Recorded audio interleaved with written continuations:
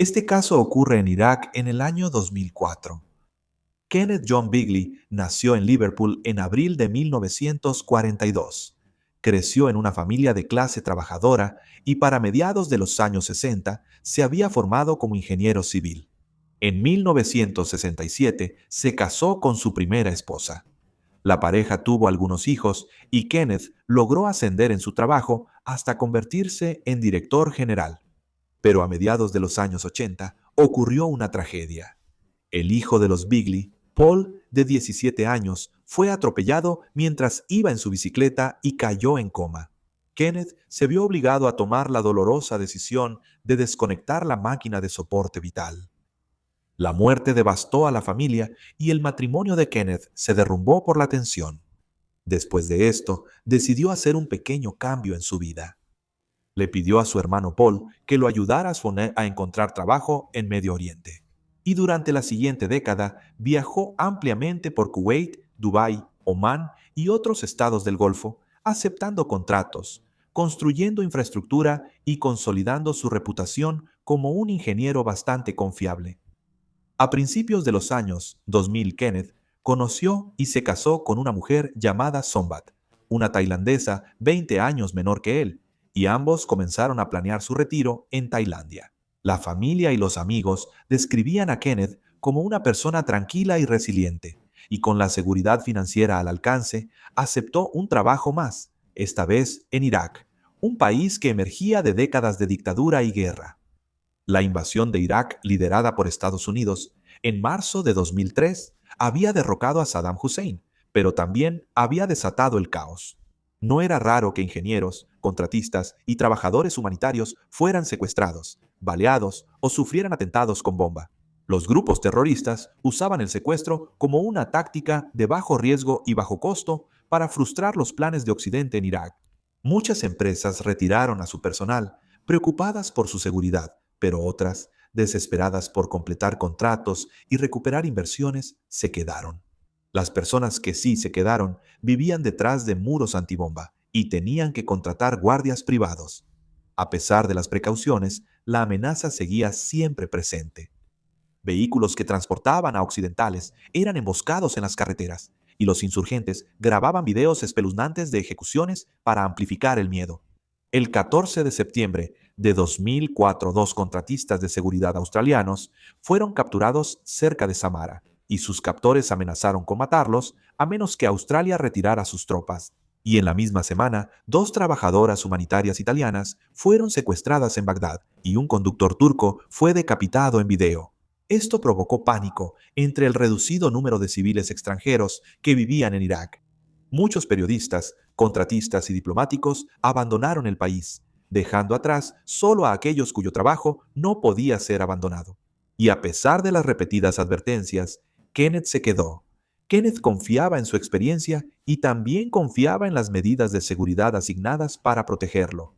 Kenneth vivía en la villa Al-Mansur, compartiendo la casa con otros dos colegas estadounidenses, Eugene Armstrong y Jack Hensley. Él creía, según sus amigos, que si se mantenía vigilante y evitaba viajes innecesarios, podría terminar su contrato de manera segura y retirarse con mucho dinero. Pero este optimismo resultaría trágicamente equivocado. Para septiembre de 2004, le faltaban solo unos días para su salida planeada. Pronto estaría regresando a casa. Y fue entonces cuando sucedió. Alrededor del amanecer del 16 de septiembre de 2004, un grupo de aproximadamente 10 hombres armados llegó a la casa donde vivía Kenneth en una minivan. Según testigos, los atacantes escalaron el muro de concreto que rodeaba la propiedad y entraron al jardín delantero sin disparar un solo tiro. Pronto lograron someter a los tres hombres y arrastraron a Kenneth, Eugene y Jack y los metieron en los vehículos, desapareciendo en las caóticas calles de Bagdad. Los primeros informes sobre el secuestro eran confusos. Testigos dijeron que los agresores estaban enmascarados y algunos especularon que bandas criminales podrían estar buscando un rescate. Pero pronto quedó claro quiénes eran los verdaderos culpables. Una poderosa red yihadista había orquestado el secuestro, y en cuestión de días, los secuestradores comenzaron a publicar videos mostrando a Kenneth, Eugene y Jack con overoles naranjas. El video mostraba a los tres hombres con los ojos vendados, arrodillados y flanqueados por hombres armados enmascarados. En el video, la organización terrorista exigía que las fuerzas de la coalición liberaran a todas las mujeres iraquíes detenidas en prisiones controladas por Occidente. Luego, los captores establecieron un plazo de 48 horas y advirtieron que los rehenes serían ejecutados si sus demandas eran ignoradas. Durante los siguientes 2 días, los tres hombres permanecieron con vida en algún lugar de Irak, mientras gobiernos, periodistas y familiares esperaban para ver si los secuestradores realmente cumplirían su amenaza. Cuando expiró el plazo, el grupo cumplió su promesa y subieron un espeluznante video de ejecución de 9 minutos el 20 de septiembre. En las imágenes, Eugene Armstrong, vestido con un overol naranja de prisionero, aparecía sentado en el suelo con 5 insurgentes vestidos de negro de pie sobre él y su bandera colgando detrás. Uno de los militantes leyó una declaración condenando a Estados Unidos y después de que terminó la declaración, la atmósfera en la habitación cambió de inmediato. Eugene parecía visiblemente angustiado durante toda la grabación, balanceándose ligeramente en el suelo mientras los hombres armados lo rodeaban sosteniendo rifles de asalto. Entonces, un hombre dio un paso al frente y sacó un cuchillo de su cinturón. Según quienes vieron el video, el hombre agarró a Eugene por la cabeza y lo obligó a inclinarse hacia el suelo antes de cortarle la garganta. Luego, la cámara se acercó durante el asesinato, enfocándose de cerca en el acto en un intento deliberado de hacer que la ejecución fuera lo más impactante e íntima posible. El video no fue simplemente creado para documentar un asesinato, fue diseñado como propaganda, pensado para difundirse por Internet, y en cuestión de horas, las imágenes se habían difundido en múltiples sitios web. Después de que Eugene fue asesinado el 20 de septiembre, la crisis de los rehenes entró en una fase mucho más oscura. Menos de 24 horas después, se publicó un mensaje en un sitio web. El mensaje decía: pronto habrá otra ejecución. Liberen a las mujeres que están detenidas, o morirá otro hombre. Kenneth Bigley y Jack Hensley ahora eran plenamente conscientes de lo que le había pasado a Armstrong. Al día siguiente, el 21 de septiembre, apareció otro mensaje en un sitio web comúnmente utilizado por el grupo terrorista. El mensaje anunciaba que el segundo rehén estadounidense había sido asesinado, Jack Hensley. El mensaje prometía que pronto se publicaría el video del asesinato y advertía que Kenneth Bigley sería el siguiente si las demandas seguían siendo ignoradas. Al principio, hubo cierta confusión sobre si la afirmación era genuina o no. Los familiares de Jack esperaban ansiosamente noticias mientras los equipos de televisión se reunían afuera de su casa familiar. La esposa de Jack ya había pasado días suplicándole públicamente clemencia al grupo. Ella le suplicó diciendo que su esposo era un hombre amable y común que había viajado a Irak simplemente para mantener a su familia económicamente. En entrevistas, ella suplicó a los secuestradores que retomaran el contacto y permitieran que las negociaciones continuaran, diciendo que estaba dispuesta a hacer lo que fuera necesario para traerlo de regreso a casa. Luego, pasaron varias horas y surgieron más pruebas del asesinato en línea. En varios sitios web se publicó el video de la ejecución. El asesinato siguió casi exactamente el mismo formato que el de Armstrong. Una cámara lo enfocaba mientras un hombre le cortaba la garganta. El impacto psicológico del segundo asesinato fue enorme. Al ejecutar a 2 rehenes en días consecutivos, el grupo demostró que los plazos sí eran reales. Los videos se difundieron rápidamente en los foros y se discutieron abiertamente en los canales de noticias. Sin embargo, por supuesto, las cadenas se negaron a transmitir las imágenes más explícitas. Y ahora Kenneth seguía vivo en algún lugar en cautiverio, solo. Entonces, ¿quiénes eran los secuestradores que publicaban estos videos en línea?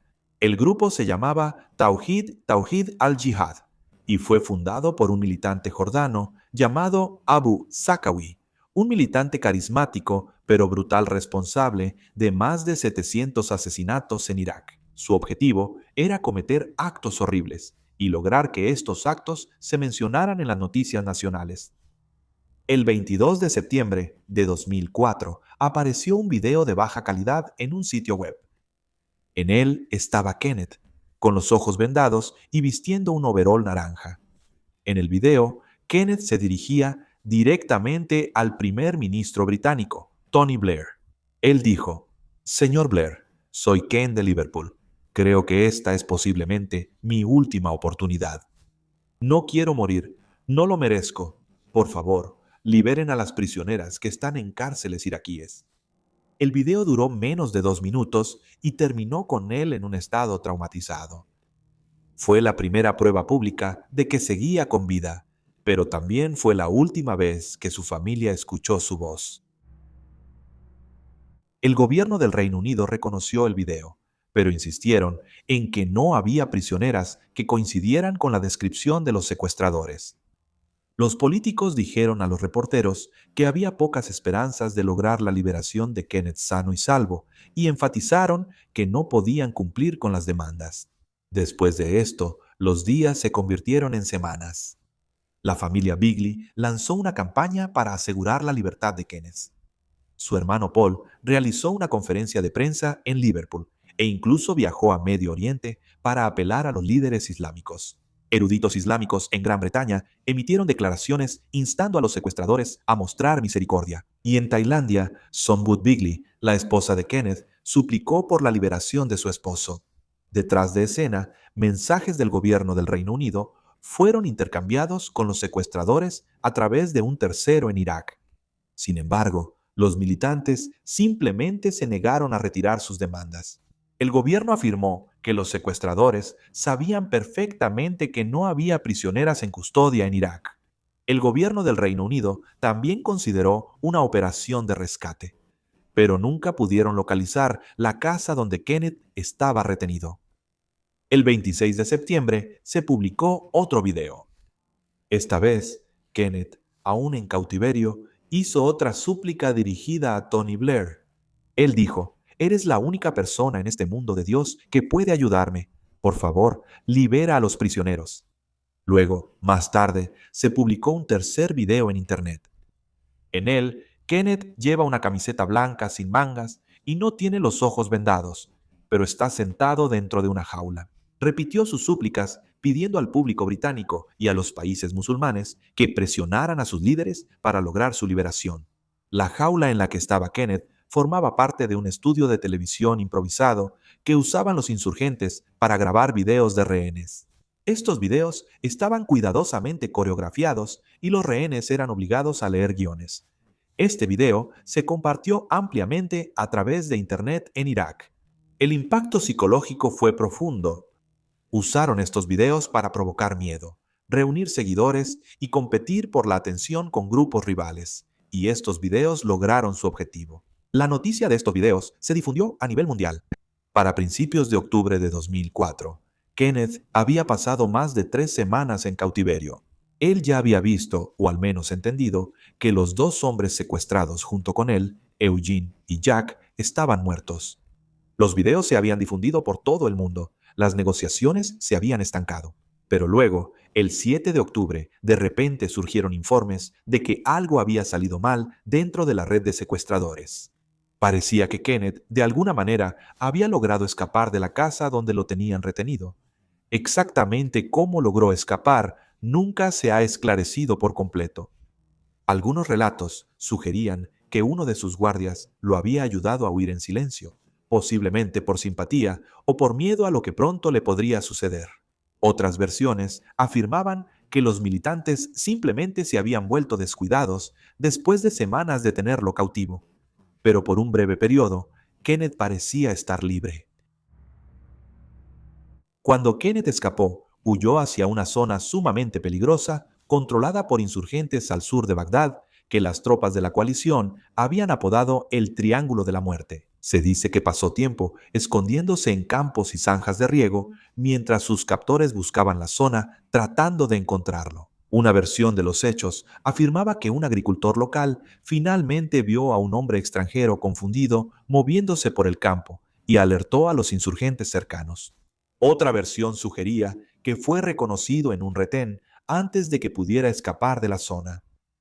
Otros informes insinuaban que los secuestradores lo habían estado siguiendo casi inmediatamente después de que huyó y que en realidad nunca lo perdieron de vista. Pero todas las versiones de la historia terminan de la misma manera. Su plan de escape finalmente fracasó. Un tiempo después, ese mismo día, Kenneth fue recapturado y fue devuelto a los militantes que lo tenían retenido.